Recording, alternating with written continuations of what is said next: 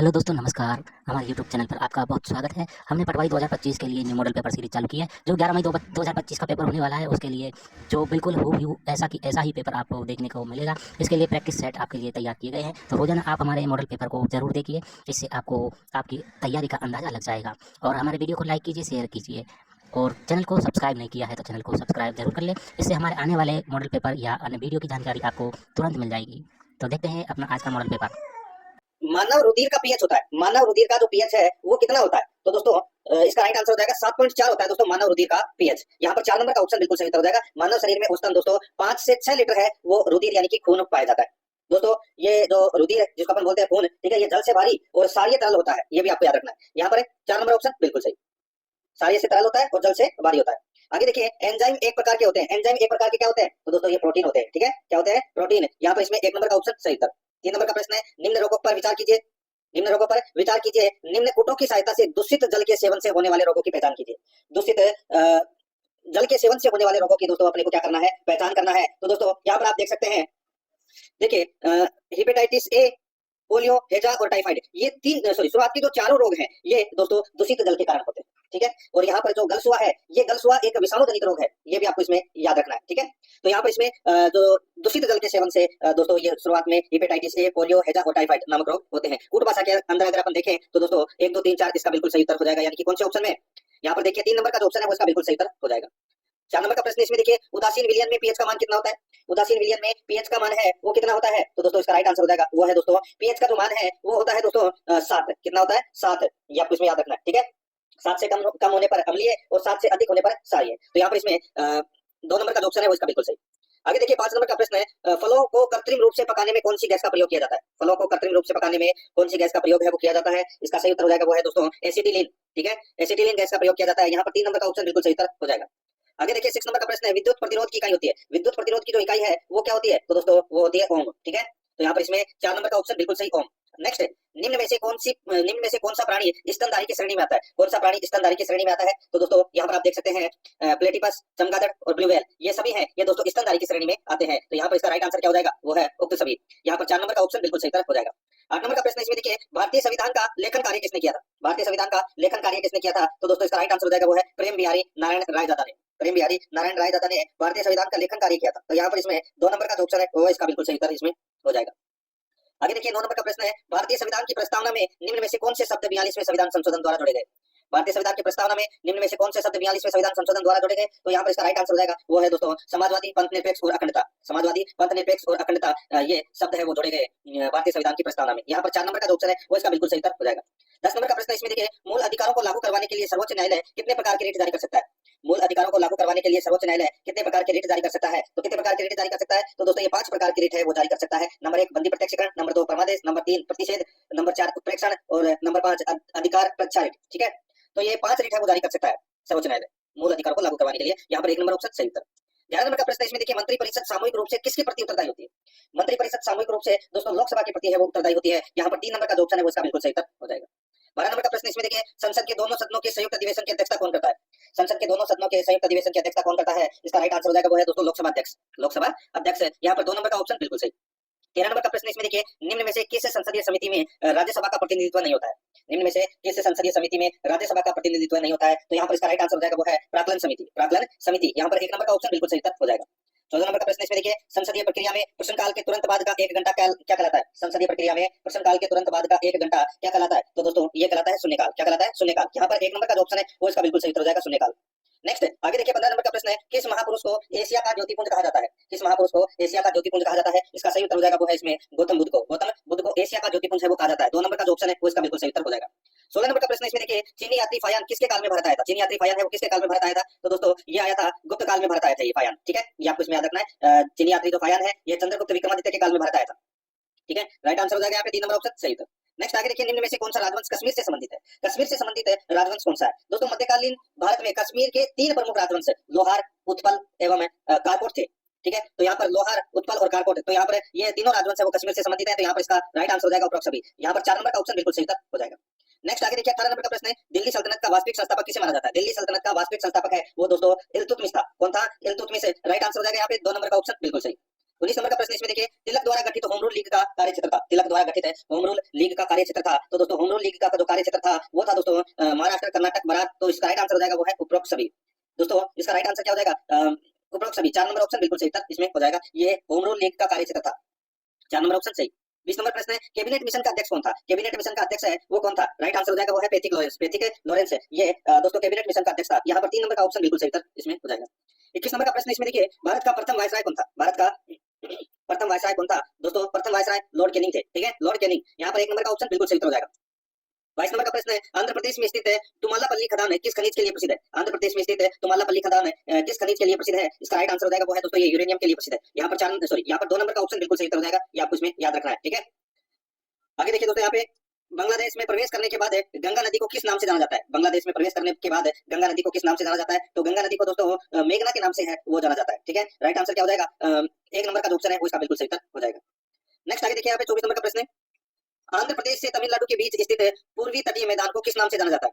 आंध्र प्रदेश से तमिलनाडु के बीच स्थित पूर्वी तटीय मैदान को किस नाम से जाना जाता है? तो दोस्तों किस नाम से जाना जाता है? तो दोस्तों इसको कोरोमंडल तट के नाम से जाना जाता है। यहाँ पर 3 नंबर का जो ऑप्शन है वो इसका बिल्कुल सही उत्तर हो जाएगा। कोरोमंडल तट के नाम से जाना जाता है। ठीक है, और ये कृष्णा नदी से कन्याकुमारी के बीच में है ये कोरोमंडल तट। नेक्स्ट आगे देखिए दोस्तों, यहाँ पे 25 नंबर का प्रश्न है। इसमें देखिए, निम्न में से असंगत युग्म का चयन कीजिए। एक तरफ परियोजना है तो दूसरी तरफ नदी है। तो अपने को बताना है कि कौन सी परियोजना कौन सी नदी पर नहीं है वो बताना है। देखिए, इडुक्की परियोजना है ये पेरियार नदी पर है, दोस्तों बिल्कुल सही है। तिलैया परियोजना है ये बराकर नदी पर है, तो दोस्तों ये भी बिल्कुल सही है। तुलबुल परियोजना है ये झेलम नदी पर है, तो दोस्तों ये भी बिल्कुल सही है। टिहरी परियोजना सतलज नदी, गलत हो जाएगा दोस्तों। टिहरी परियोजना है ये उत्तराखंड में भागीरथी नदी पर स्थित है। ठीक है, और सतलज नदी पर दोस्तों भाखड़ा नांगल और नाथपा झाकरी ये परियोजना स्थित है। तो यहाँ पर टिहरी परियोजना है ये भागीरथी नदी पर है, ना कि सतलज पर है। तो इसलिए अपना 4 नंबर का ऑप्शन राइट आंसर हो जाएगा, क्योंकि ये असंगत युग्म है। 26 नंबर का प्रश्न है, भारत में प्रथम सफल सीमेंट संयंत्र कहाँ स्थापित किया गया? भारत में प्रथम सफल सीमेंट संयंत्र कहाँ स्थापित किया गया? इसका सही उत्तर हो जाएगा वो है दोस्तों पोरबंदर। यहाँ पर 2 नंबर का जो ऑप्शन है वो इसका बिल्कुल सही उत्तर हो जाएगा पोरबंदर। 27 नंबर का प्रश्न इसमें देखिए, वियना सम्मेलन संबंधित है। वियना सम्मेलन संबंधित है, तो दोस्तों ये संबंधित है ओजोन परत संरक्षण से। ओजोन परत संरक्षण से संबंधित है ये वियना सम्मेलन। तो यहाँ पर इसमें 1 नंबर का जो ऑप्शन है वो इसका बिल्कुल सही उत्तर हो जाएगा। 28 नंबर का प्रश्न इसमें देखिए, निम्न में से किस पर्यावरणीय घटना को लेक किलर कहा जाता है? बताइए, किस पर्यावरणीय घटना को लेक किलर कहा गया है या कहा जाता है? इसका सही उत्तर हो जाएगा वो है दोस्तों इसमें अम्ल वर्षा। यहाँ पर 3 नंबर का जो ऑप्शन है वो इसका बिल्कुल सही उत्तर हो जाएगा। अम्ल वर्षा को लेक किलर है वो कहा जाता है। ठीक है, आगे देखिए दोस्तों, यहाँ पे लेक किलर इसलिए कहा जाता है क्योंकि अम्ल वर्षा के कारण कभी कभी झीलों तालाबों में जलीय जीवों की मृत्यु हो जाती है, इसकी वजह से। आगे देखिए दोस्तों, यहाँ पे देश का पहला सीमावर्ती सौर गांव कौन सा है? देश का पहला सीमावर्ती सौर गांव कौन सा है? दोस्तों इसका राइट आंसर हो जाएगा वो है मसाली गांव, बनासकांठा जिला, गुजरात। मसाली गांव, बनासकांठा जिला, गुजरात, ये पहला सीमावर्ती सौर गांव है। यहाँ पर 3 नंबर का ऑप्शन बिल्कुल सही उत्तर हो जाएगा। 30 नंबर का प्रश्न है, इसमें देखिए, हाल ही में भारत के पहले भू विज्ञान संग्रहालय का उद्घाटन कहाँ किया गया? हाल ही में भारत के पहले भू विज्ञान संग्रहालय का उद्घाटन है वो कहाँ किया गया? इसका राइट आंसर हो जाएगा वो है ग्वालियर, मध्य प्रदेश में। यहाँ पर 4 नंबर का ऑप्शन बिल्कुल सही उत्तर हो जाएगा, ग्वालियर, मध्य प्रदेश में। 31 नंबर का प्रश्न इसमें देखिए, भारत के पहले गिद्ध प्रजनन केंद्र का उद्घाटन कहाँ किया गया? भारत के पहले गिद्ध प्रजनन केंद्र का उद्घाटन कहाँ किया गया है? इसका सही उत्तर हो जाएगा वो है दोस्तों इसमें गोरखपुर, उत्तर प्रदेश में। गोरखपुर, उत्तर प्रदेश में। यहाँ पर 3 नंबर का ऑप्शन बिल्कुल सही उत्तर हो जाएगा। 32 नंबर का प्रश्न इसमें देखिए, हाल ही में किसे राष्ट्रीय मानवाधिकार आयोग के अध्यक्ष के रूप में नियुक्त किया गया है? हाल ही में किसे राष्ट्रीय मानवाधिकार आयोग के अध्यक्ष के रूप में नियुक्त किया गया है? इसका सही उत्तर हो जाएगा वो है दोस्तों वी रामा सुब्रमण्यम। वी रामा सुब्रमण्यम। तो यहाँ पर इसमें 1 नंबर का जो ऑप्शन है वो इसका बिल्कुल सही उत्तर हो जाएगा। आगे देखिए दोस्तों, यहाँ पे 33 नंबर का प्रश्न है, हाल ही में किसने भारतीय रिजर्व बैंक के 26वें गवर्नर के रूप में कार्यभार ग्रहण किया? हाल ही में किसने भारतीय रिजर्व बैंक के 26वें गवर्नर के रूप में कार्यभार ग्रहण किया? इसका राइट आंसर हो जाएगा वो है संजय मल्होत्रा। यहाँ पर 3 नंबर का जो ऑप्शन है वो इसका बिल्कुल सही उत्तर हो जाएगा दोस्तों, संजय मल्होत्रा। नेक्स्ट आगे देखिए, यहाँ पे 34 नंबर का प्रश्न है, एग्री स्टेक योजना के संदर्भ में निम्न कथनों पर अपने को क्या करना है? विचार करना है। बताना है कि दोस्तों कौन सा कथन है वो एग्री स्टेक योजना से संबंधित है। ठीक है दोस्तों, देखिए राज्य में इस योजना को दिसंबर 2024 में पायलट प्रोजेक्ट के रूप में सीकर से शुरू किया गया है, तो दोस्तों बिल्कुल सही बात है। ठीक है, वर्तमान में 5 फरवरी 2025 से इसे संपूर्ण राज्य में शुरू किया गया है, तो दोस्तों बिल्कुल सही है। ये जो एग्री स्टेक योजना है ये दोस्तों कृषि से संबंधित है, डिजिटल सार्वजनिकरण से संबंधित है ये। ठीक है, ये आपको इसमें याद रखना है। तो यहाँ पर इसमें दोनों के दोनों कथन है वो दोस्तों सही है। इस प्रश्न का जो सही उत्तर हो जाएगा, अपने को सत्य कथन बताना था, कौन सा सत्य कथन है? तो देखिए 3 नंबर का ऑप्शन राइट आंसर हो जाएगा, दोनों के दोनों कथन सत्य है। आगे देखिए 35 नंबर का प्रश्न है, भारत वन स्थिति रिपोर्ट 2023 के अनुसार राजस्थान वन क्षेत्र के संबंध में निम्न का मिलान करो। निम्न का मिलान करना है दोस्तों। ठीक है, यहाँ पर देखिए सूची फर्स्ट और सूची सेकंड दे रखा है। अब दोस्तों यहाँ पर देखिए अति सघन वन, बताइए कितने प्रतिशत भाग पर है? दोस्तों ये 0.07% भाग पर है। ये मध्यम सघन वन है, सघन वन ये दोस्तों 1.24% पर है। ठीक है, खुले वन है ये दोस्तों 3.53% पर है, और झाड़ियां है ये दोस्तों 1.60% पर है। तो यहाँ पर इस प्रश्न का जो सही उत्तर हो जाएगा वो है दोस्तों कौन सा? तो यहाँ पर BCDA इसका राइट आंसर हो जाएगा, यानी कि 2 नंबर का जो ऑप्शन है वो इसका बिल्कुल सही। 36 नंबर का प्रश्न इसमें देखिए, राजस्थान सहकारी गोपाल क्रेडिट कार्ड योजना के संदर्भ में निम्न कथनों पर विचार कीजिए। राजस्थान सहकारी गोपाल क्रेडिट कार्ड योजना के संदर्भ में निम्न कथनों पर अपने को क्या करना है? विचार करना है। बताना है कि दोस्तों कौन सा कथन है वो इसमें सत्य है, और कूट भाषा के अंदर दोस्तों अपने को उत्तर देना है। ठीक है, अच्छा प्रश्न है दोस्तों। देखिए यहाँ पे राजस्थान सहकारी गोपाल कार्ड योजना में देखिए इसमें 5 वर्ष की अवधि के लिए 1 लाख का ऋण है वो प्रदान किया जाता है। तो दोस्तों ये इसमें पहला ही कथन क्या हो जाएगा, गलत हो जाएगा। दोस्तों 1 वर्ष की अवधि के लिए 1 लाख रुपए का ब्याज मुक्त ऋण है वो प्रदान किया जाता है इसमें, 5 वर्ष के लिए नहीं, 1 वर्ष के लिए। ठीक है, तो पहला कथन भी क्या हो गया, गलत हो गया। आगे देखिए 1 लाख के ऋण पर 50% अनुदान देना है। तो दोस्तों ये कथन भी क्या हो गया, गलत हो गया, मैंने अभी आपको बताया। ठीक है, तो यहाँ पर इसका राइट आंसर क्या हो जाएगा, ये 1 लाख रुपए का ब्याज मुक्त ऋण है वो प्रदान किया जाता है। तो यहाँ पर इस प्रश्न का जो सही उत्तर हो जाएगा वो है दोस्तों दोनों के दोनों कथन है वो इसमें क्या है, गलत है। अपने को बताना था कि कौन सा कथन सही है, तो दोस्तों इनमें से तो कोई भी कथन सही नहीं है, तो यहाँ पर इसमें इनमें से कोई नहीं, तो यहाँ पर 4 नंबर ऑप्शन बिल्कुल सही। 37 नंबर का प्रश्न है, इसमें देखिए मुख्यमंत्री मंगला पशु बीमा योजना के संदर्भ में निम्न कथनों पर विचार कीजिए। मुख्यमंत्री मंगला पशु बीमा योजना के संदर्भ में निम्न कथनों पर विचार करना है कि कौन सा कथन है वो मुख्यमंत्री मंगला पशु बीमा योजना के संदर्भ में सही है। ठीक है दोस्तों, देख सकते हैं आप यहाँ पर, देखिए इस योजना में कुल 21 लाख पशुओं का बीमा किया जाएगा। तो दोस्तों इसमें पहला ही कथन है वो क्या हो जाएगा, गलत हो जाएगा। दोस्तों इसमें कुल दोस्तों सॉरी पहला कथन इसमें सही है। इसमें 21 लाख पशुओं का दोस्तों बीमा है वो किया जाएगा, जिसके अंदर दोस्तों 5 लाख गाय, 5 लाख भैंस, 5 लाख भेड़ और 5 लाख बकरी और 1 लाख ऊंट सहित टोटल 21 लाख पशुओं का है वो बीमा किया जाएगा। ठीक है, निःशुल्क बीमा। देखिए इस योजना में 5-5 लाख दुधारू गाय भैंस, 5 लाख भेड़, 5 लाख बकरी, 5 लाख ऊंट का बीमा किया जाएगा। तो दोस्तों इसमें तो देखिए 5 और 5 10, 10 और 10 20, 20 और 5 25, 25 लाख हो गए तो। ठीक है, इसमें 1 लाख है ऊंट है, तो इसमें इसका राइट आंसर क्या हो जाएगा दोस्तों, इसमें सॉरी इसमें दूसरा कथन है वो गलत हो जाएगा। ठीक है, इसमें टोटल 25 लाख हो रहे हैं और ऊपर तो 21 लाख दे रखे हैं, तो 21 लाख सही है। आगे देखिए इसमें दुधारू गो भैंस तथा ऊंट के लिए अधिकतम 40,000 तथा मादा बकरी व भेड़ के लिए 4,000 प्रति पशु मूल्य निर्धारित किया गया है। तो दोस्तों बिल्कुल सही बात है। तो यहाँ पर इस प्रश्न का जो राइट आंसर हो जाएगा वो है इसमें दोस्तों अपने को बताना था कि कौन सा कथन सत्य है, तो इसमें 1 और 3 कथन क्या है, सत्य है। यहाँ पर 3 नंबर का ऑप्शन बिल्कुल सही हो जाएगा। 38 नंबर का प्रश्न इसमें देखिए साहित्य अकादमी पुरस्कार 2024 के संदर्भ में निम्न कथनों पर विचार कीजिए। निम्न कथनों पर अपने को क्या करना है, विचार करना है साहित्य अकादमी पुरस्कार 2024 के संदर्भ में। ठीक है, अब दोस्तों आप इसमें देख सकते हैं, अपने को बताना था कि सही विकल्प का चयन करना है, सही विकल्प का चयन करना है। तो दोस्तों देखिए राजस्थान के मुकुट मणिराज को राजस्थानी भाषा के लिए साहित्य अकादमी पुरस्कार 2024 से सम्मानित किया गया है, बिल्कुल सही बात है। यह पुरस्कार उनकी कविता गांव और अम्मा के लिए दिया जाएगा। तो दोस्तों बिल्कुल सही बात है, दोनों के दोनों कथन है वो दोस्तों इसमें सही है। इस प्रश्न का जो सही उत्तर हो जाएगा वो है 3 नंबर का ऑप्शन बिल्कुल सही, 1 और 2 दोनों सही है। 39 नंबर का प्रश्न इसमें देखिए 1582 ईस्वी में महाराणा प्रताप की दिवेर विजय के समय वहां के अधिकारी थे। 1582 ईस्वी में महाराणा प्रताप की दिवेर विजय के समय वहां के अधिकारी थे। तो दोस्तों अधिकारी कौन थे, तो दोस्तों वो है सुल्तान खान गोरी, सुल्तान खान गोरी थे। तो यहाँ पर इसमें 1 नंबर का जो ऑप्शन है वो उसका बिल्कुल सही उत्तर हो जाएगा, सुल्तान खान गोरी। ठीक है, आगे देखिए दोस्तों यहाँ पे 40 नंबर का प्रश्न है, चंपानेर की संधि किन राज्यों के बीच हुई थी। चंपानेर की संधि किन राज्यों के बीच हुई थी। तो दोस्तों ये 1456 ईस्वी में मालवा के सुल्तान महमूद खिलजी और गुजरात के शासक कुतुबुद्दीन के मध्य हुई थी। तो यहाँ पर इसमें राइट आंसर हो जाएगा मालवा और गुजरात के बीच में, 2 नंबर ऑप्शन बिल्कुल सही। आगे देखिए निम्न में से कौन से राजपूत सरदार हल्दी घाटी के युद्ध में राणा प्रताप के पक्ष में लड़े थे। बताइए हल्दी घाटी के युद्ध में राणा प्रताप के पक्ष में कौन लड़े थे, वो दोस्तों अपने को यहाँ पर बताना है और पूर्ण भाषा में उत्तर देना है। ठीक है दोस्तों, यहाँ पर देखिए राम सिंह तंवर रामसा ये लड़े थे, झालाबीना भी लड़े थे, रावत कृष्णदास चुनावत भी लड़े थे, माधो सिंह कछवा ये नहीं लड़े थे दोस्तों। ठीक है, तो यहाँ पर इस प्रश्न का जो राइट आंसर क्या हो जाएगा वो है कूट भाषा में अपने को उत्तर देना है। तो 1 2 3 इसमें क्या है, सही है। तो कूट भाषा में अपने को उत्तर देना है। तो दोस्तों 1 2 3 कौन से ऑप्शन में, ये देखिए इसमें कर लेना 1 2 3। ठीक है, 3 नंबर का जो ऑप्शन है वो अपना इसमें क्या हो जाएगा, राइट आंसर हो जाएगा। आगे देखिए 42 नंबर का प्रश्न है, किसकी सलाह पर राज्यपाल राजस्थान विधानसभा सदस्य की निर्योग्यता संबंधी मामलों का निर्णय कर सकता है। किसकी सलाह पर राज्यपाल राजस्थान विधानसभा सदस्य की निर्योग्यता संबंधी मामलों का निर्णय है वो कर सकता है। इसका राइट आंसर हो जाएगा वो है निर्वाचन आयोग। यहाँ पर 3 नंबर का जो ऑप्शन है वो इसका बिल्कुल सही उत्तर हो जाएगा। 43 नंबर का प्रश्न है, राजस्थान के निम्नलिखित मुख्यमंत्रियों में से कौन राजस्थान विधानसभा के अध्यक्ष पद पर भी आसीन रहे हैं। राजस्थान के निम्नलिखित मुख्यमंत्रियों में से कौन राजस्थान विधानसभा के अध्यक्ष पद पर भी आसीन रहे हैं। इसका राइट आंसर क्या हो जाएगा वो है दोस्तों इसमें हीरालाल देवपुरा। यहाँ पर 2 नंबर का जो ऑप्शन है वो इसका बिल्कुल सही उत्तर हो जाएगा।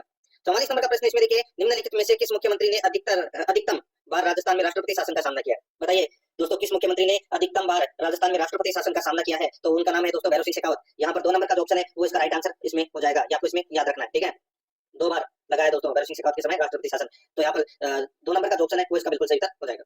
आगे देखिए दोस्तों यहाँ पे देखिए राजस्थान उच्च न्यायालय के प्रथम मुख्य न्यायाधीश कौन थे। राजस्थान उच्च न्यायालय के प्रथम मुख्य न्यायाधीश है वो कौन थे। इसका राइट आंसर हो जाएगा वो थे दोस्तों कमलकांत वर्मा, कमलकांत वर्मा। तो यहाँ पर इसमें 4 नंबर का ऑप्शन बिल्कुल सही। आगे देखिए राजस्थान लोक सेवा आयोग कहाँ स्थित है। दोस्तों ये अजमेर में है, ये तो सभी को पता होगा। आगे देखिए राजस्थान में कौन सी जगह पटवारी ट्रेनिंग स्कूल नहीं है। बताइए कौन सी जगह पटवारी ट्रेनिंग स्कूल नहीं है। तो यहाँ पर इसका सही उत्तर हो जाएगा वो चित्तौड़गढ़ में। यहाँ पर 2 नंबर का ऑप्शन बिल्कुल सही उत्तर हो जाएगा चित्तौड़गढ़ में। 48 नंबर का प्रश्न है, राजस्थान में जिला आयोजना समिति में कितने सदस्य होते हैं। राजस्थान में जिला आयोजना समिति में कितने सदस्य होते हैं। तो दोस्तों वो होते हैं 25। यहाँ पर 2 नंबर का जो ऑप्शन है वो इसका बिल्कुल सही उत्तर हो जाएगा 25। आगे देखिए 49 नंबर का प्रश्न है, निम्न में से कौन सा कथन राजस्थान मानवाधिकार आयोग के संबंध में गलत है। बताइए कौन सा कथन राजस्थान मानवाधिकार आयोग के संबंध में गलत है। तो दोस्तों यहाँ पर आप देख सकते हैं यह आयोग राज्य में मार्च 2000 से क्रियाशील है। दोस्तों बिल्कुल सही है। वर्तमान में इसमें अध्यक्ष सहित कुल 3 सदस्य होते हैं, बिल्कुल सही बात है, 1 अध्यक्ष और 2 सदस्य। राज्य सरकार द्वारा आयोग के गठन की अधिसूचना 1999 में जारी की गई थी। तो दोस्तों बिल्कुल सही है। आयोग स्वायत्त संस्था नहीं है। तो दोस्तों ये गलत हो जाएगा। दोस्तों आयोग है यानी कि राजस्थान मानवाधिकार आयोग है, ये एक स्वायत्त संस्था है। तो यहाँ पर इसमें 4 नंबर का जो ऑप्शन है वो इसका बिल्कुल सही उत्तर इसमें हो जाएगा। ठीक है, ये आपको इसमें याद रखना है। आगे देखिए दोस्तों यहाँ पे आरटीई 2005 में उल्लेखित मामलों पर निम्नलिखित में से कौन सा अपीलीय प्राधिकरण है? तो कौन सा अपीलीय प्राधिकरण है? यहाँ पर आप देख सकते हैं आरआईसी। यहाँ पर 2 नंबर का जो ऑप्शन है वो इसका बिल्कुल सही उत्तर हो जाएगा, आरआईसी। ठीक है, नेक्स्ट आगे देखिए, राजस्थान लोक सेवाओं की गारंटी अधिनियम कब लागू किया गया था? तो दोस्तों ये कब लागू किया गया था? इसका सही उत्तर हो जाएगा, ये लागू किया गया था दोस्तों 2011 में। यहाँ पर 2 नंबर का जो ऑप्शन है वो इसका बिल्कुल सही उत्तर हो जाएगा, 2011 में। 52 नंबर का प्रश्न इसमें देखिए, मध्यकालीन पट्टा रेख से आप क्या समझते हैं? मध्यकालीन पट्टा रेख से आप क्या समझते हैं? तो दोस्तों पट्टा रेख है वो एक निर्धारित कर हुआ करता था। ठीक है, तो यहाँ पे पट्टा में लिखा हुआ निर्धारित कर, तो यहाँ पर इसमें 2 नंबर का ऑप्शन बिल्कुल सही। 53 नंबर प्रश्न इसमें देखिए, निम्न में से कौन सा सुमेलित नहीं है? कौन सा सुमेलित नहीं है वो दोस्तों अपने को यहाँ पर बताना है। ठीक है दोस्तों, यहाँ पर आप देख सकते हैं नवज्योति जो समाचार पत्र है इसकी जो स्थापना है वो दोस्तों 1936 में हुई थी, बिल्कुल सही बात है। ठीक है, नवजीवन जो समाचार पत्र है इसकी शुरुआत दोस्तों 1939 में हुई थी, ये भी बिल्कुल सही है।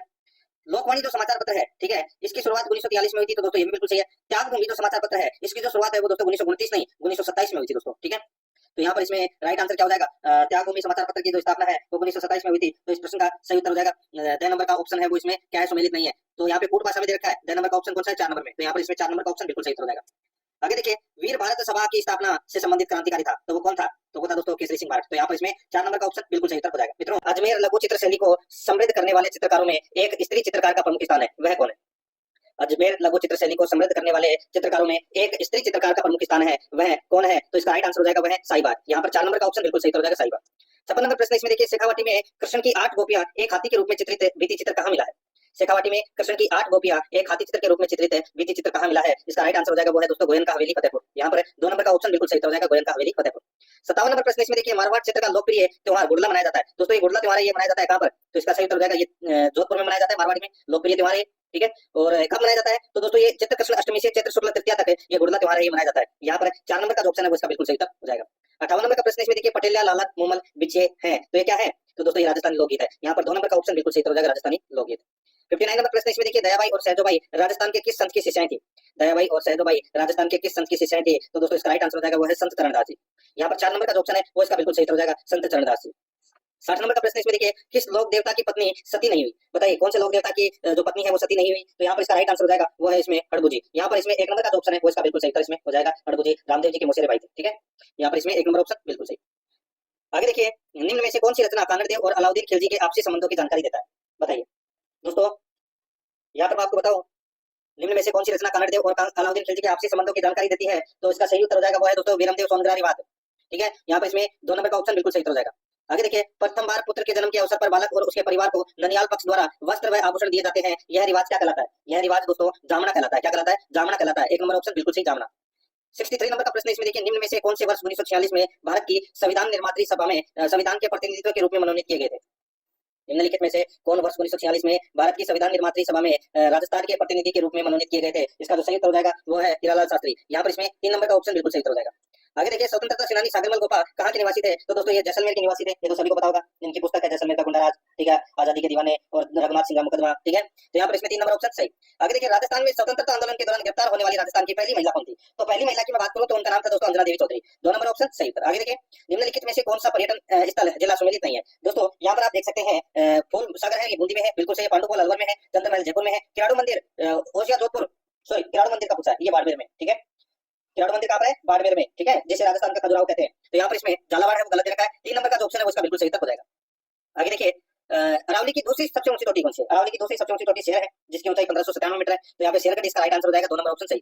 नेक्स्ट आगे देखिए, निम्नलिखित में से कौन सा सुमेलित नहीं है? एक तरफ पर्वत है, दूसरी तरफ जिला दे रखा है, अपने को बताना है कि कौन सा सुमेलित नहीं है। देखिए, जरगा पर्वत उदयपुर में है, बिल्कुल सही है। कोमलगढ़ राजसमंद में है, तो दोस्तों ये भी बिल्कुल सही है। कमलनाथ सिरोही गलत हो जाएगा दोस्तों, कमलनाथ कहाँ पर है? तो दोस्तों ये उदयपुर में है। रघुनाथगढ़ है, ये कहाँ है? सीकर में। तो यहाँ पर इसमें 3 नंबर का जो ऑप्शन है वो इसका बिल्कुल सही उत्तर इसमें हो जाएगा। मित्रों 68 प्रश्न है वो अपन ने जीके से संबंधित पढ़े हैं, जिसमें संपूर्ण जीके आ गया और यही सिलेबस है वो रहने वाला है। ठीक है, और यही पैटर्न है वो परीक्षा में पूछा जाएगा। अब अपन 22 प्रश्न है वो दोस्तों इंग्लिश ग्रामर और हिंदी ग्रामर से संबंधित पढ़ेंगे। ठीक है, देखिए 69 से 73 प्रश्न तक है, अपने को पैसेज को पढ़कर उत्तर देना है। मैं यहाँ पे पैसेज है वो नहीं पढ़ रहा हूँ, अगर आप पढ़ना चाहते हैं तो क्लास को स्टॉप कीजिए और आप पढ़ सकते हैं। ठीक है, अब देखिए थोड़ा सा मैं आपको और एक बार आप स्टॉप कर लीजिए और पढ़ लीजिए। अब दोस्तों देखिए, यहाँ पे 69 नंबर प्रश्न मैं आपको डायरेक्ट इसमें उत्तर बता रहा हूँ। ठीक है, देखिए यहाँ पे according to the writer the way could not be reached by boat because, according to the writer the way could not be reached by boat because, तो यहाँ पर इसमें सही उत्तर हो जाएगा वो है इसमें there were seams of rock and treacherously swirling currents. तो यहाँ पर इसमें 4 नंबर का ऑप्शन बिल्कुल सही उत्तर हो जाएगा। आगे देखिए,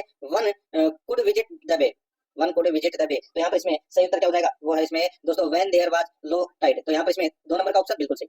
आगे देखिए, it was not possible to linger on the expedition because. तो यहाँ पर इस प्रश्न का जो सही उत्तर हो जाएगा वो हो जाएगा दोस्तों यहाँ पे द टाइड ट्रेंड स्पिरिटली। तो यहाँ पे इसमें राइट आंसर हो जाएगा 1 नंबर ऑप्शन सही। आगे देखिए, while passing through the cave the writer discovered a. तो यहाँ पर इसका राइट आंसर हो जाएगा वो है दोस्तों यहाँ पर big crack through which light came in. तो यहाँ पे इसमें 4 नंबर का ऑप्शन बिल्कुल सही था, इसमें हो जाएगा।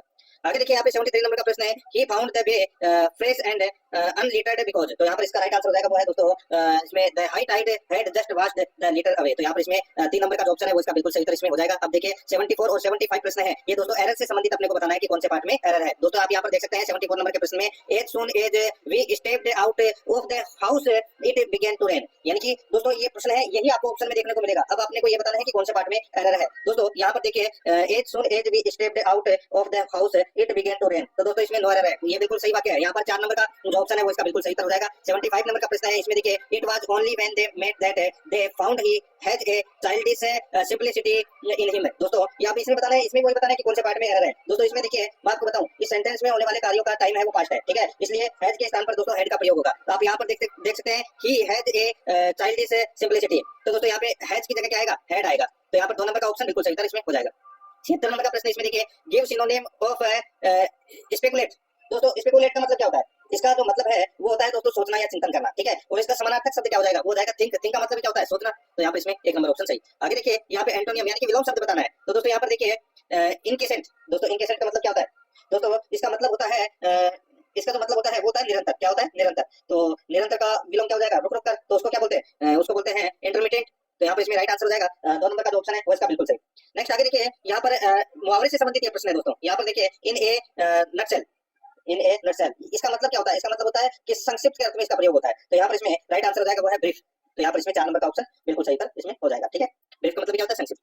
अब देखिए यहाँ पे हिंदी ग्रामर से संबंधित प्रश्न है, इनमें से कौन सा स्वर संधि का उदाहरण है। स्वर संधि का उदाहरण कौन सा है, तो आपको पता चल गया होगा दोस्तों, यहाँ पे पवन है, ये स्वर संधि का उदाहरण है, ठीक है, अयादी स्वर संधि का उदाहरण है।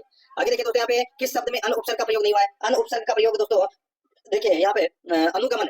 अनुगमन के अंदर दोस्तों अन उपसर्ग है वो नहीं लगा हुआ है, बाकी तीनों के अंदर अन उपसर्ग है वो लगा हुआ है, ठीक है। तो यहाँ पर इसमें अनु लगा हुआ है दोस्तों यहाँ पे, और गमन, ठीक है। तो यहाँ पर इसमें 4 नंबर का जो ऑप्शन है वो इसका बिल्कुल सही उत्तर हो जाएगा। अनुगमन में अनु उपसर्ग लगा हुआ है, अन नहीं, ठीक है। आगे देखिए, यहाँ पे वन मानुष में कौन सा समास है। वन मानुष में कौन सा समास है, तो दोस्तों इसमें है वन का मानुष। तो यहाँ पर इसमें कौन सा, तो इसमें तत्पुरुष समास है दोस्तों। यहाँ पर 2 नंबर का जो ऑप्शन है वो इसका बिल्कुल सही उत्तर इसमें हो जाएगा। आगे देखिए, 82 नंबर का प्रश्न है, निम्नलिखित में से कौन सा शब्दयुग्म सही है। निम्नलिखित में से कौन सा शब्दयुग्म सही है। तो यहाँ पर इसका राइट आंसर क्या हो जाएगा, देखिए यहाँ पे एक है कुल, जिसका मतलब है वंश, और एक है कुल, एक है किनारा, ठीक है। तो दोस्तों ये बिल्कुल यहाँ पर सही दे रखा है, ठीक है। तो यहाँ पर 4 नंबर का जो ऑप्शन है वो इसका बिल्कुल सही उत्तर इसमें हो जाएगा। 83 नंबर का प्रश्न है, इसमें देखिए, निम्न में से आकाश का पर्यायवाची नहीं है। आकाश का पर्यायवाची कौन सा नहीं है, बताइए। तो दोस्तों आकाश का पर्यायवाची यहाँ पर देखिए, आकाश के पर्यायवाची कौन कौन से होते हैं, अंबर, गगन, नभ, ठीक है, व्योम, शून्य, देव। यहाँ पर विभु है, ये दोस्तों आत्मा का पर्यायवाची है दोस्तों ये, ठीक है। तो यहाँ पर इसमें राइट आंसर 4 नंबर का ऑप्शन बिल्कुल सही उत्तर हो जाएगा। 84 नंबर का प्रश्न है, निम्न में से कौन सा विलोम युग्म सही है। कौन सा विलोम युग्म सही है, तो दोस्तों यहाँ पर देखिए अतरंग का बहिरंग हो जाएगा। तो दोस्तों ये इसमें बिल्कुल सही है। यहाँ पर 3 नंबर का ऑप्शन बिल्कुल सही उत्तर इसमें हो जाएगा, ठीक है। आगे का क्या हो जाएगा, विज्ञ हो जाएगा, अल्प के इसमें गलत दे रखा है। जय का क्या हो जाएगा, देखिए जय का पराजय हो जाएगा, और आशा का क्या हो जाएगा, निराशा हो जाएगा। तो यहाँ पर इसमें 3 नंबर ऑप्शन सही। आगे देखिए 85 नंबर प्रश्न है, कौन सा शब्द वर्तनी की दृष्टि से शुद्ध है। कौन सा शब्द वर्तनी की दृष्टि से शुद्ध है, यहाँ पर इसका राइट आंसर हो जाएगा वो है शुश्रूषा। शुश्रूषा तो यानी कि सेवा करना या रोगी की सेवा। तो यहाँ पर इसमें 2 नंबर का ऑप्शन बिल्कुल सही हो जाएगा। आगे देखिए, निम्नलिखित में से कौन सा वाक्य शुद्ध वाक्य, कौन सा वाक्य शुद्ध है, कौन सा वाक्य शुद्ध है। तो दोस्तों यहाँ पर आप देख सकते हैं, कृपया आप पधारने का अनुग्रह करें, कृपया आप पधारने का अनुग्रह करें। तो दोस्तों ये जो वाक्य है, ठीक है, इसमें देखिए कृपया आप पधारने का अनुग्रह करें, तो कृपया लगाने की जरूरत नहीं है, आप पधारने का अनुग्रह करें, ठीक है। तो ये इसमें गलत हो जाएगा, ठीक है। आगे देखिए, मोहन से यह काम संभव नहीं हो सकता। मोहन से यह काम है वो संभव नहीं हो सकता। तो इसमें सीधा सा लिख सकते हैं कि मोहन से यह काम नहीं हो सकता। तो ये संभव वाला सी, तो ये भी गलत हो जाएगा। सीमा गाने का अभ्यास कर रही है, ये वाक्य दोस्तों शुद्ध वाक्य है, ठीक है। भाइयों हम अन्याय सहन नहीं करेंगे, ठीक है। भाइयों हम अन्याय सहन नहीं करेंगे, ठीक है। इसमें देखिए जो ये वाक्य है, भाइयों हम अन्याय सहन नहीं करेंगे, ठीक है। तो इसमें ये वाक्य भी दोस्तों, इसमें देखिए आप देख सकते हैं, ये वाक्य भी है वो दोस्तों शुद्ध वाक्य है, भाइयों हम अन्याय नहीं सहेंगे, ठीक है। तो दोस्तों यहाँ पे नहीं सहेंगे, तो यहाँ पर सिर्फ और सिर्फ तीसरा ही सही है, चौथा भी इसमें क्या हो जाएगा, गलत हो जाएगा। आगे देखिए 87 नंबर का प्रश्न है, किस वाक्य के लिए प्रयुक्त शब्द सार्थक नहीं है, बताइए।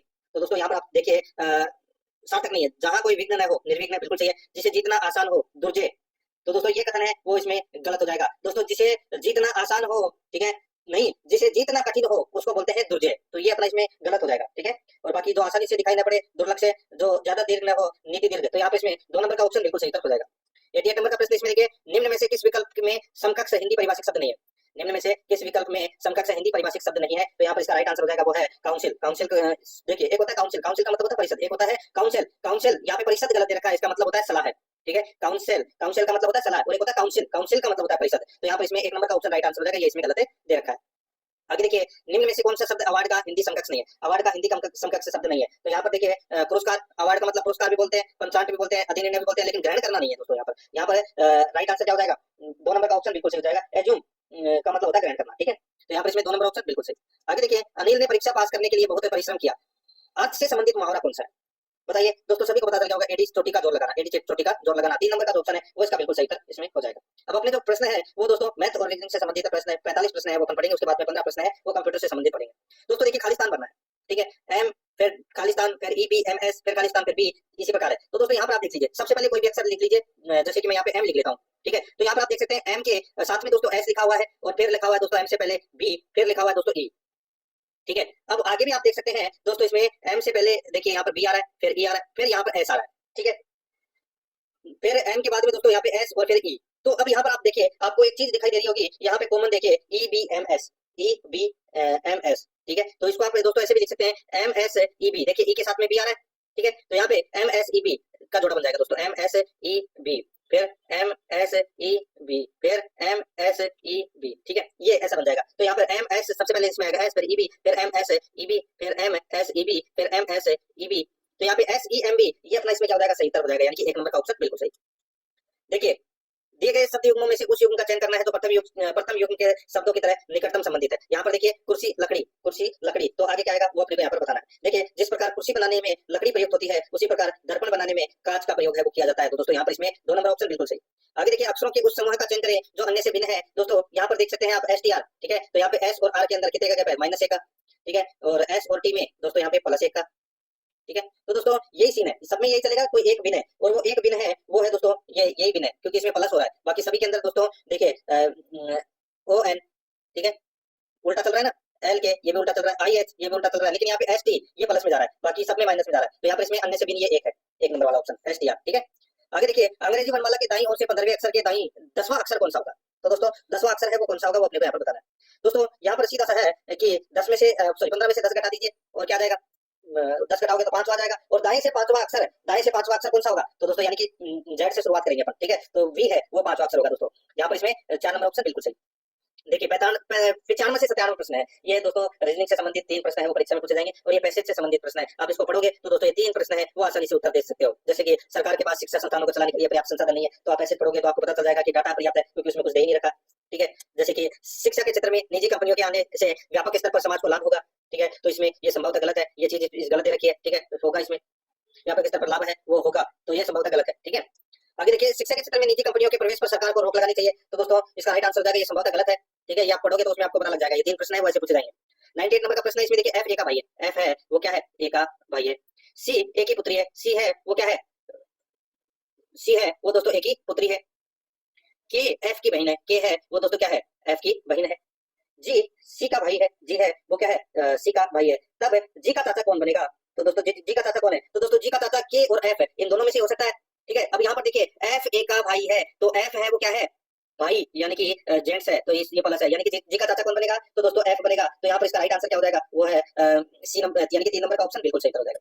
99 नंबर प्रश्न है, इसमें देखिए यदि किसी कूट भाषा में कोल्ड को ए एल एच वाई लिखा जाता है तो आई आर ओ एन को कैसे लिखा जाएगा? सीधा सा है दोस्तों, देखिए सी और ए में कितने का अंतर है? तो दोस्तों सी और ए में -2 का अंतर है, ठीक है।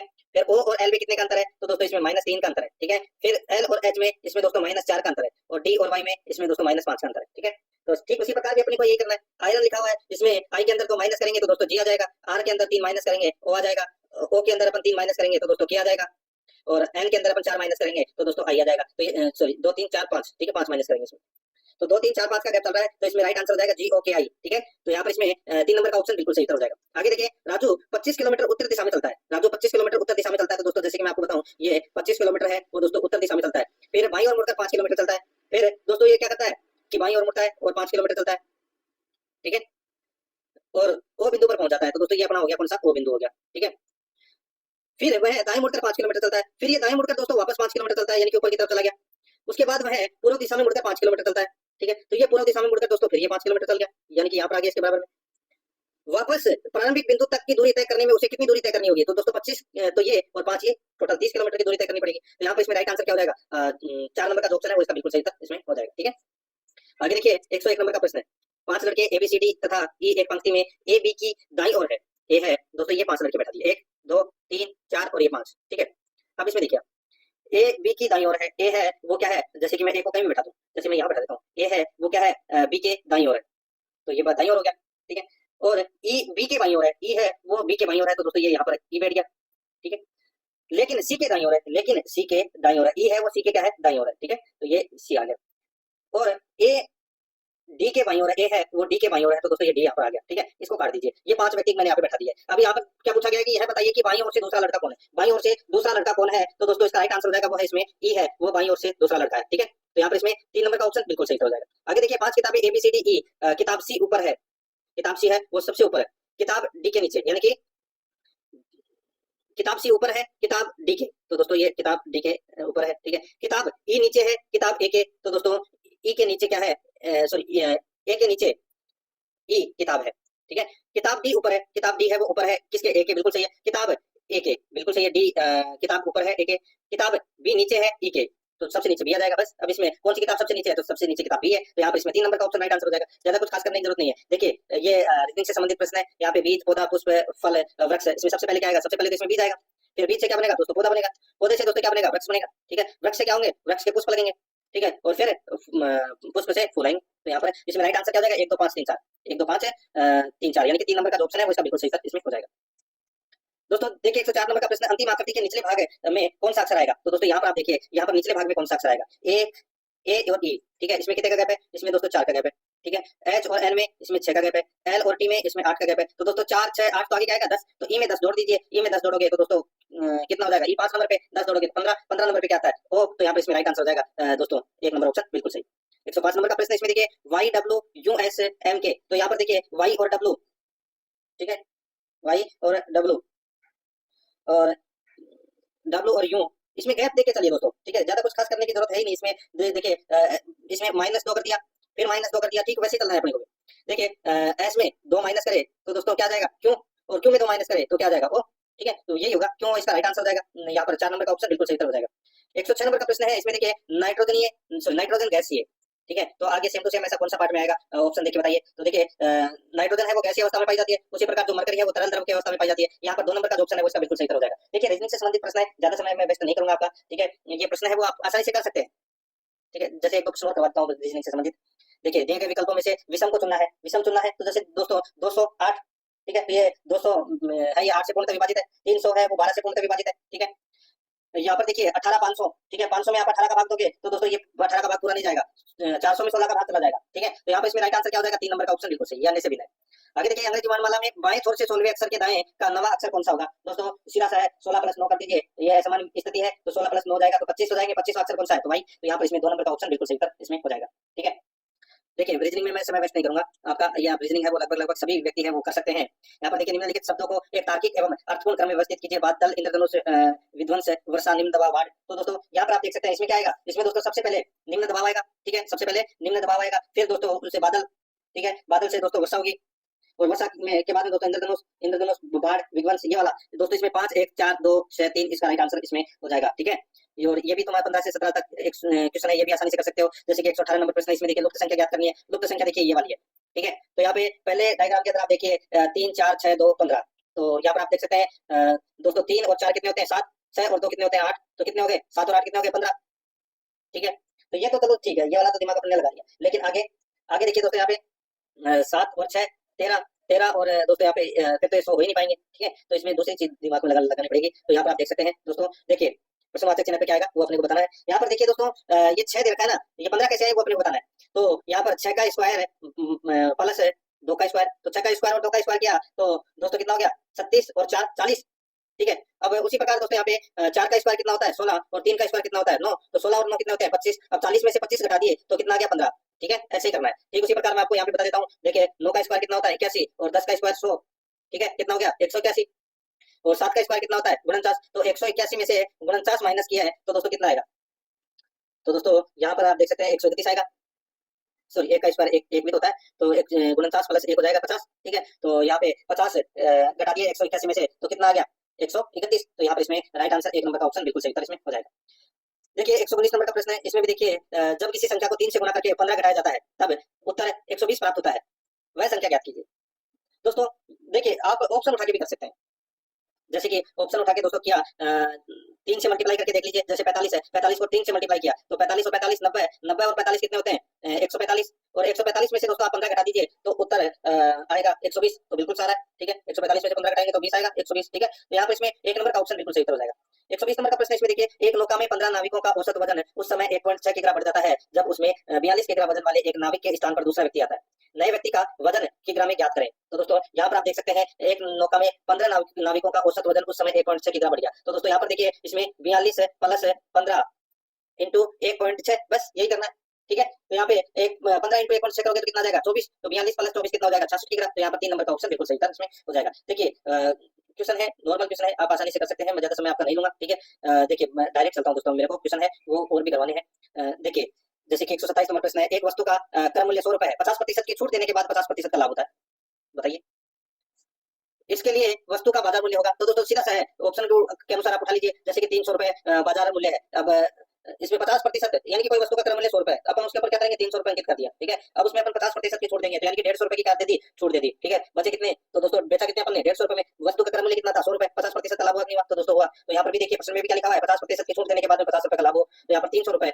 वस्तु का बाजार मूल्य होगा। 4 नंबर का जो ऑप्शन है वो दोस्तों इसमें बिल्कुल सही था, इसमें हो जाएगा। जैसे कि 128 नंबर का प्रश्न है, इसमें देखिए 318 वस्तुओं के विक्रय मूल्य 212 वस्तुओं के क्रय मूल्य के बराबर है, तो हानि का प्रतिशत क्या है वो अपने को यहाँ पर बताना है, सीधा सा है 318 में से 212 है वो घटा दीजिए, कितना आएगा दोस्तों 106 आएगा, ठीक है, अब यहाँ पे हानि प्रतिशत निकालना है, तो यहाँ पे माइनस है 106 बटे 318 इंटू 100, बस, तो यानी कि 3 बार कट गया नहीं इसे, तो यहाँ पर क्या आया -1 बटे 3 इंटू 100, तो यानी कि 100 में 3 का भाग दे दीजिए, तो दोस्तों इसमें 33 से 1/3% की क्या हुई हानि हुई, तो यहाँ पर इसमें 2 नंबर का जो ऑप्शन है वो इसका बिल्कुल सही उत्तर इसमें हो जाएगा, ठीक है।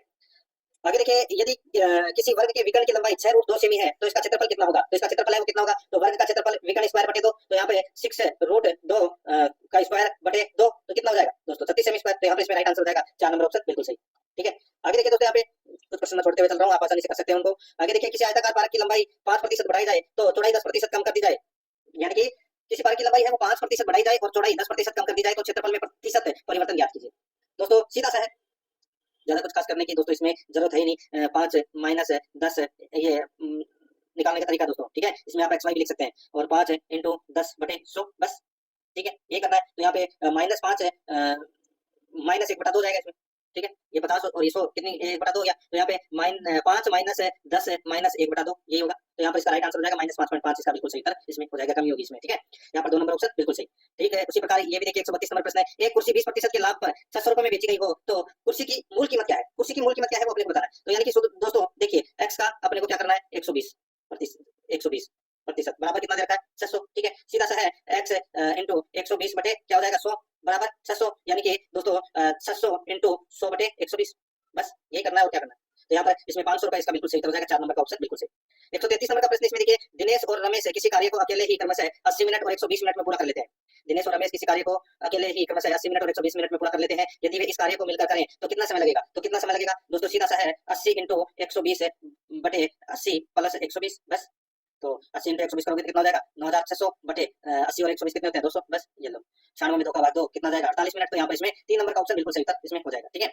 आगे देखिए 15 क्रमागत संख्याओं का औसत 18 है, ठीक है, 15 क्रमागत संख्याओं का औसत 18 है, यदि प्रत्येक संख्या को 2 से विभाजित किया जाए तो नया औसत क्या होगा, सीधा सा है दोस्तों 18 में 2 का भाग दे लीजिए कितना हो जाएगा 9, तो यहाँ पर इसमें 2 नंबर का ऑप्शन बिल्कुल सही उत्तर हो जाएगा। नया औसत बराबर पूर्व का औसत बटे 2 ये सूत्र होता है, तो यहाँ पर 18 बटे 2 किया 9 आ गया, 9 नया औसत है, तो यहाँ पर इसमें 2 नंबर का ऑप्शन बिल्कुल सही उत्तर इसमें हो जाएगा। अब देखिए मैं आपको दोस्तों कंप्यूटर से संबंधित 15 प्रश्न है वो करवा देता हूँ।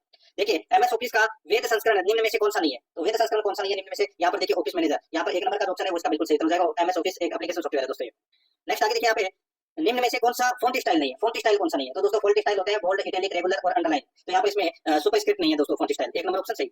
138 नंबर प्रश्न है, वर्ड प्रोसेसिंग के लिए निम्न इकाई में से कौन से संबंधित नहीं है, वर्ड प्रोसेसिंग के लिए निम्न इकाई में से कौन से संबंधित नहीं है, तो यहाँ पर इसका राइट आंसर हो जाएगा वो है दोस्तों इसमें सेल, ठीक है, यहाँ पर सेल एमएस एक्सेल में प्रयुक्त होती है, यहाँ पर 2 नंबर ऑप्शन सही।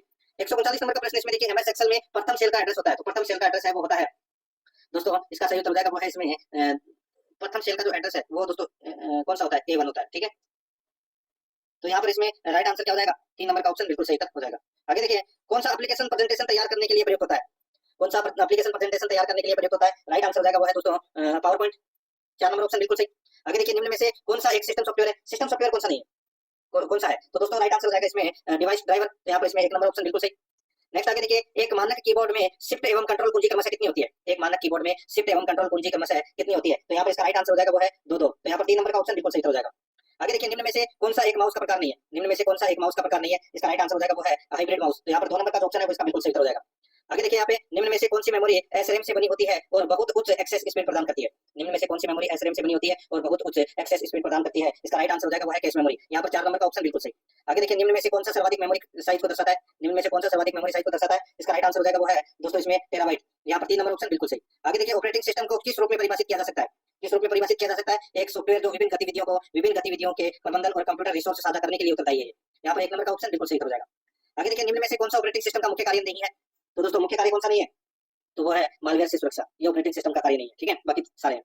आगे देखिए, फाइल बनाना ऑपरेटिंग सिस्टम के किस मैनेजमेंट फंक्शन का भाग है, फाइल बनाना ऑपरेटिंग सिस्टम के किस मैनेजमेंट फंक्शन का भाग है, इसका राइट आंसर हो जाएगा वो है इसमें फाइल का, यहाँ पर 3 नंबर का ऑप्शन बिल्कुल सही हो जाएगा। आगे देखिए, फाइल एक्सटेंशन का उपयोग किया जाता है, तो ये उपयोग है वो दोस्तों फाइल का प्रकार जानने में किया जाता है, यहाँ पर 1 नंबर ऑप्शन बिल्कुल। निम्न में से कौन सा कार्य नहीं करता है, तो कौन सा कार्य नहीं करता है, तो दोस्तों वो है अंडरस्टैंडिंग का कार्य है, वो नहीं करता है, यहाँ पर 4 नंबर का जो ऑप्शन है वो इसका बिल्कुल सही तरह से हो जाएगा।